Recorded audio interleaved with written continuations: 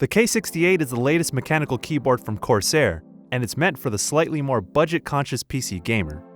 It's one of the few mechanical keyboards from a big manufacturer with a retail price at or under $100.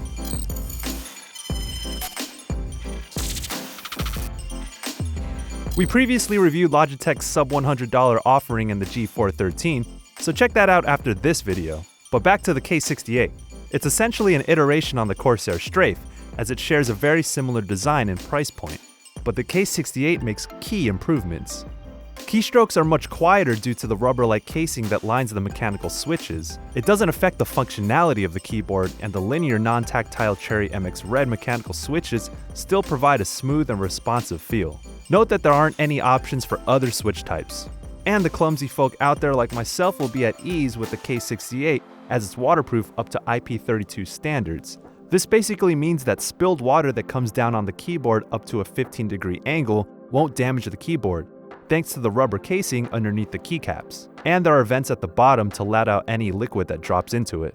Another significant improvement is the addition of dedicated media keys. Play, pause, stop, and volume control have their own buttons and makes handling music apps much easier than using alternate modes on a function row. But why would you spend all this money on a keyboard anyway? Well, mechanical switches not only make gaming more comfortable, but the responsiveness is an advantage in competitive games, especially if you come from a standard squishy membrane keyboard. This was most apparent during my time with Battlefield 1 and Counter-Strike Global Offensive. Split-second reactions matter in these fast-paced first-person shooters. Being able to hit the ground prone or swap weapons at a moment's notice can make all the difference in firefights for Battlefield 1. Constantly strafing left and right is an important tactic in Counter-Strike, and the bounce and responsiveness of the keys allowed me to pull this off with ease. Since mechanical switches have a distinct actuation point, you'll know exactly when a key is being pressed, and keystrokes will register without failure. I personally like the square, blocky design of the keyboard and appreciate its simplicity, and that textured spacebar is pretty sweet. But if you're looking for a bit more style, the K68 probably won't excite you. It only features red backlighting, but you can customize the lighting behavior in the Corsair Q software, although it's not the most user-friendly peripheral software out there. The packaging also comes with a detachable plastic palm rest, which can improve comfort.